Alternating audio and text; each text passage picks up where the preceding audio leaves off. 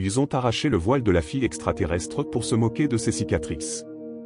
Ils ne s'attendaient pas à ce que l'élève humain transféré les embrasse. La flèche d'Aethelgar était une aiguille de cristal blanc immaculé perçant le velours noir de l'espace. Elle abritait une école pour les enfants de l'espèce la plus prestigieuse de la galaxie, et ses couloirs vibraient d'une harmonie calme et ordonnée. Cette harmonie, c'était celle des Cathars. Ils étaient une race de gemmes vivantes, leur corps formé de chitine lisse et irisée qui captait la lumière en 1000 couleurs changeantes. Ils se mouvaient avec une grâce silencieuse et fluide, leurs yeux aux multiples facettes observant l'univers avec un intellect froid et détaché. Être Cathar, c'était être parfait. C'était une symphonie de lignes ininterrompues, d'une symétrie irréprochable. Et puis il y avait Lyra. Lyra était Cathar, mais elle n'était pas parfaite. Sa joue gauche et le côté de son cou étaient un réseau de fines fractures cristallines. Elles ne ressemblaient pas à des cicatrices, elles étaient comme une vitre brisée, figée dans le temps. À la lumière, elle luisait d'une faible luminescence intérieure, d'un bleu pâle et doux, à la fois magnifique et terrifiant pour son peuple. Elles étaient la marque d'une naissance difficile, une entrée, brisée, dans un monde qui ne valorisait que la pureté. Elle était une fausse note dans leur harmonie, une imperfection visible dans leur tapisserie immaculée. Et ils ne l'ont jamais laissé l'oublier. Les moqueries n'étaient ni bruyantes ni grossières. C'étaient 1000 petites piques acérées, assénées avec la même froide précision qui caractérisait tout ce qu'il faisait. C'était le silence qui s'installait dans les conversations à son passage. C'était la façon dont les autres élèves lui tournaient, par accident, dévoilant leur profil parfait. C'était le mot chuchoté, brisé, qui la suivait comme une ombre. Léo était humain. Boursier originaire d'une colonie minière poussiéreuse, il était une créature chaotique, désordonnée et émotive dans un monde d'une logique sereine. Ses cheveux étaient indomptables, son uniforme toujours légèrement froissé, et il ressentait tout avec une intensité démesurée. Dès son premier jour, il fut témoin des moqueries. Il vit un groupe d'étudiants cathares, parfaits et rayonnants, encercler une silhouette plus petite. Le premier d'entre eux, un cathare d'une beauté à couper le souffle nommé Xylar, brandissait un morceau d'obsidienne polie. Voici l'idéal, avait dit Xylar d'une voix mélodieuse. Parfait, intact, un reflet idéal du cosmos. Puis il avait tourné ses yeux aux multiples facettes vers Lyra. Et puis il y a, l'aberration. Un miroir brisé. Une chose qui ne reflète que sa propre fragilité. Les autres élèves de Cathar émirent un doux son cristallin qui était pour eux l'équivalent d'un rire. Lyra était restée là, immobile, la tête baissée, la lueur bleue de ses cicatrices semblant s'estomper sous l'effet de la honte. Léo, de l'autre côté du grand hall, sentit une vive colère l'envahir. Il ignorait tout de leurs coutumes, de leurs codes sociaux complexes. Mais il reconnaissait la cruauté au premier coup d'œil. Il s'avança vers eux, ses lourdes bottes résonnant sur le sol de cristal dans un bruit strident et perturbateur. Les élèves cathares se tournèrent vers lui, leurs expressions mêlant dédain et curiosité. L'humain a renchéri l'un d'eux, tellement bruyant. Léo les ignora. Il s'arrêta devant Lyra. Elle refusait de le regarder. Elle fixait le sol, ses longs doigts fins suivant les contours de ses cicatrices. « Ça va » avait demandé Léo. C'était une question idiote. Bien sûr qu'elle n'allait pas bien. Lyra tressaillit comme s'il avait crié. Elle le regarda alors, ses yeux aux multiples facettes grands ouverts d'une peur qu'il ne comprenait pas. « Pourquoi me parles-tu » murmura-t-elle d'une voix douce et hésitante. « Tu es, sans tache. Tu ne devrais pas te ternir. » Léo baissa les yeux sur ses mains. Il avait une cicatrice sur une phalange, souvenir d'un accident d'atelier, et une tache de graisse indélébile sous un ongle. « Je ne suis pas parfait, dit-il. Je suis juste un type comme les autres. Et ces types-là sont vraiment des crétins. » Le mot « crétin » était intraduisible, mais son ton, lui, était clair. Lyra le fixa, complètement déconcertée. Puis elle se retourna et s'enfuit presque, une silhouette argentée et bleu pâle disparaissant au bout d'un couloir. Les élèves cathares éclatèrent de rire à nouveau, et Xylar lança à Léo un regard de mépris glacial avant d'entraîner son groupe. Léo se retrouva seul, se sentant maladroit et idiot. Mais il ressentit aussi une étincelle, une détermination. Il avait vu la douleur dans ses yeux, une douleur si profonde qu'elle lui pesait comme un fardeau. Il décida, sur le champ, qu'il allait lui reparler. Il la trouva dans l'observatoire, un immense dôme au sommet de la flèche. Seule, penchée sur une console, elle manipulait une carte stellaire tridimensionnelle avec une aisance qui témoignait d'une intelligence profonde. La galaxie projetée tourbillonnait autour d'elle, une nébuleuse aux couleurs chatoyantes se reflétant dans ses traits marqués. Elle était à couper le souffle. « Tu es doué pour ça » dit Léo d'une voix douce pour ne pas l'effrayer. Cette fois, elle ne broncha pas. Elle garda simplement les yeux fixés sur les étoiles. « Ce sont des mathématiques, dit-elle. Elles ne jugent pas. Elles sont, tout simplement. Puis-je m'asseoir » demanda-t-il. Elle fit un léger hochement de tête, presque imperceptible. Il s'assit sur le banc à côté d'elle, gardant une distance respectueuse entre eux. Longtemps, le seul bruit fut le léger bourdonnement du projecteur et les carillons lointains et mélodieux de la flèche. « Ma grand-mère avait un bol »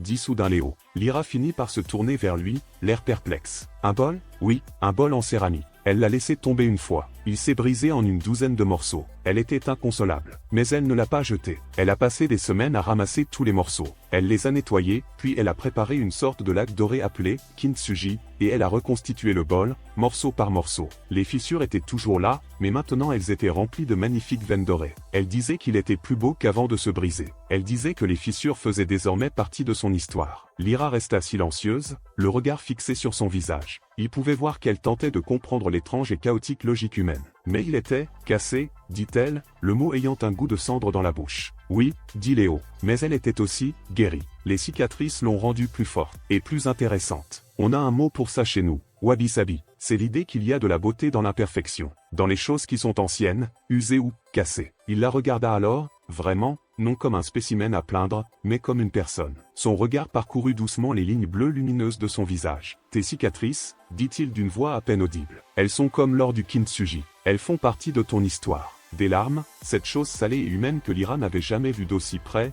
lui montèrent aux yeux aux multiples facettes. Mais elles ne coulèrent pas. La physiologie des cathares ne le permettait pas. Elles firent simplement scintiller sa vision, transformant les étoiles lointaines en traînées de lumière. Tu ne devrais pas dire de telles choses, murmura-t-elle d'une voix tremblante. Tu seras rejeté, comme moi. Qu'ils essaient, dit Léo d'une voix rauque. Je commence à en avoir marre de leurs petites chansons parfaites. À partir de ce jour, ils ne formèrent plus qu'un. Lui-même chaotique et la cathare brisée. Il la retrouvait à l'observatoire et lui racontait des histoires de la Terre, des villes bruyantes et désordonnées, des rivières boueuses, des forêts sauvages et indomptées. Il lui apportait une tasse de café chaud et amer, qu'elle sirotait avec un air de profonde confusion, puis un sourire lent et hésitant. Il lui faisait découvrir la musique, non pas les harmonies parfaites et mathématiques des cathares, mais le cri brut et poignant d'un guitariste de blues et le crépitement imparfait et passionné de la voix d'un chanteur. En retour, elle lui dévoila l'univers. Elle lui montra la naissance d'une étoile dans une nébuleuse lointaine, l'élégante danse des systèmes binaires et le voyage silencieux et imperturbable d'une comète. Elle lui enseigna le langage des mathématiques, une vérité pure et universelle qui n'avait besoin d'aucune traduction.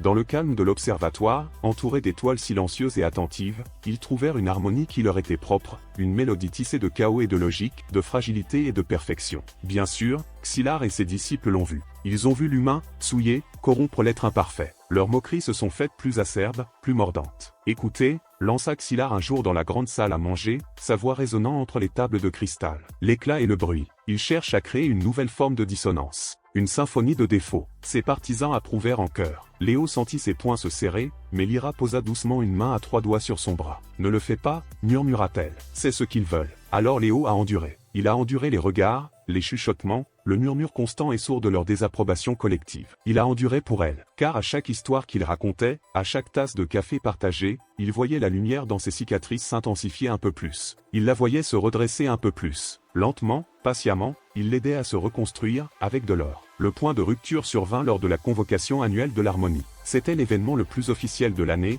une célébration de la perfection de Cathare. La présence de tous les étudiants et professeurs était obligatoire. Le hall principal était orné de cristaux immaculés et flottants, ainsi que de projections de formes géométriques idéalisées. L'air était imprégné d'un parfum d'encens stérile et harmonieux. Lyra se tenait près de l'arrière avec Léo, tentant de se faire oublier. Mais sa lumière et le bruit de ses cris attirèrent l'attention. Xylar, entouré de sa suite, se fraya un chemin à travers la foule, droit sur eux. Il s'arrêta devant eux, son visage parfait dissimulant un froid mépris. « Votre présence ici est déplacée, » dit Xylar, ses carillons perçant le murmure feutré de l'assemblée. « Vous nous rappelez l'imperfection. Vous êtes une dissonance dans notre célébration de la pureté. » Il se tourna vers les étudiants rassemblés, sa voix s'élevant. « Nous sommes Cathare. Nous sommes la lumière. Nous sommes inébranlables. Nous ne nous associons pas au brisé. » D'un geste de sa main fine, il désigna le visage de Lyra. « Nous ne laissons pas leur souffrance ternir notre image. Elle doit rester cachée. Elle doit se taire. » Un silence de mort s'était abattu sur la salle. Tous les regards, aux 1000 facettes, étaient braqués sur eux. Lyra restait figée, la tête baissée, la lueur bleue de ses cicatrices semblant s'estomper, se fondre dans sa peau. Elle était une statue de honte. Léo sentait le poids de leur jugement collectif, une pression physique qui l'écrasait. Il aperçut le directeur Valerius, le Cathare aîné qui dirigeait la flèche, observant la scène depuis l'estrade. Son expression était indéchiffrable, mais il était sans doute prêt à intervenir et à rétablir l'ordre. Léo regarda Lyra. Il vit ses mains trembler, ses épaules s'affaisser. Il pensa au bol kintsugi. Il pensa alors incrusté dans les fissures. Il pensa au courage discret et obstiné qu'il lui avait fallu pour être présent aujourd'hui. Quelque chose se brisa en lui. Non pas par colère, mais par une vague de tendresse profonde et bouleversante. Il s'avança, se plaçant légèrement devant Lyra, un geste protecteur et humain. Xylar et ses suivants poussèrent des cris d'alarme, mais Léo les ignora. Il tendit la main et prit délicatement le visage de Lyra entre ses mains. Sa peau était fraîche et lisse, comme de la pierre polie, à l'exception des cicatrices, qui semblaient chaudes, presque vivantes, sous ses pouces. Elle leva les yeux vers lui, ses yeux aux multiples facettes s'écarquillaient de choc et de peur. L'assemblée entière retenait son souffle. Le directeur Valerius s'était levé de son siège. Léo ne les regarda pas. Il ne la regarda qu'elle.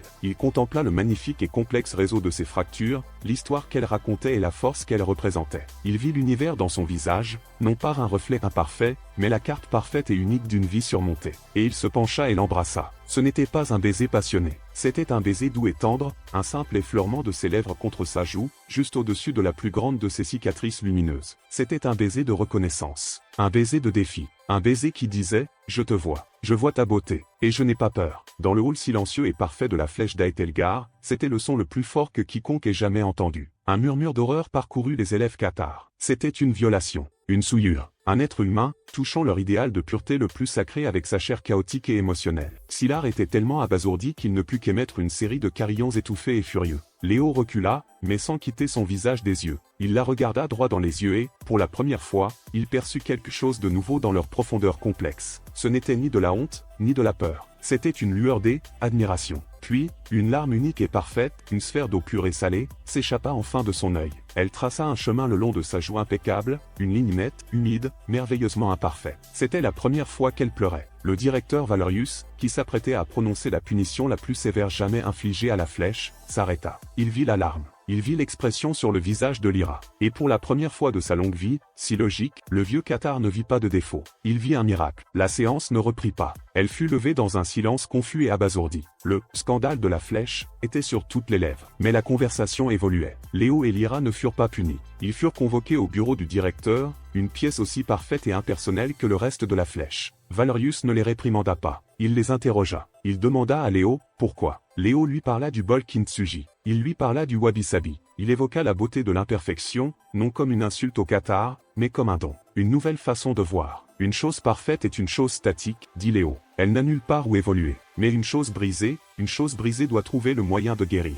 Et dans cette guérison, elle devient quelque chose de nouveau, quelque chose de plus fort. Valerius écoutait, ses yeux aux multiples facettes absorbant la logique chaotique et humaine. Il ne la comprenait pas complètement. Mais il en ressentait la vérité. La vie à la flèche n'a pas changé du jour au lendemain. Les murmures n'ont pas cessé. Mais ils étaient différents, désormais. Une curiosité nouvelle s'y était glissée. Les élèves passaient, par hasard, devant Lyra, non pour se moquer d'elle, mais pour apercevoir la jeune fille embrassée par l'humain. Ils regardaient ses cicatrices non avec dégoût, mais avec une étrange fascination naissante. Ils commençaient à y voir l'or. Le pouvoir de Xylar s'est dissipé. Sans la peur de l'imperfection pour le galvaniser, ses paroles cruelles ne furent plus que du bruit. Il devint une simple note de bas de page, l'antagoniste qui avait involontairement orchestré sa propre insignifiance. Lyra et Léo se rapprochèrent. Leur lien était un univers à part entière. Il lui apprit le chaos glorieux et désordonné de la condition humaine. Elle lui enseigna la logique sereine et élégante des étoiles. Il passait des heures à l'observatoire, sa tête sur son épaule, sa main dans la sienne, à contempler la danse lente et majestueuse du cosmos. Il caressait ses cicatrices du bout des doigts, non par pitié, mais par respect, et elle frissonnait,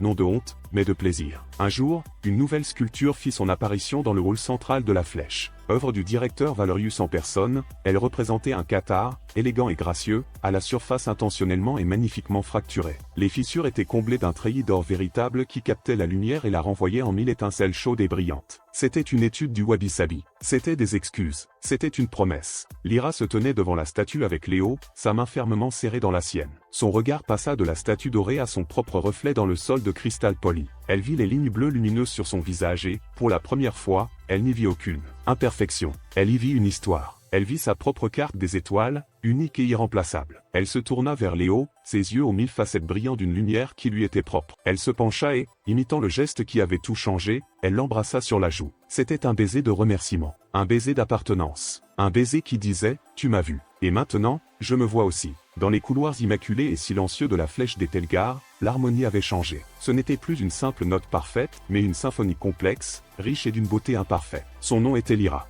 Que risqueriez-vous pour un étranger? Dites-le nous dans les commentaires. Et si vous voulez plus d'histoires comme celle-ci, abonnez-vous maintenant.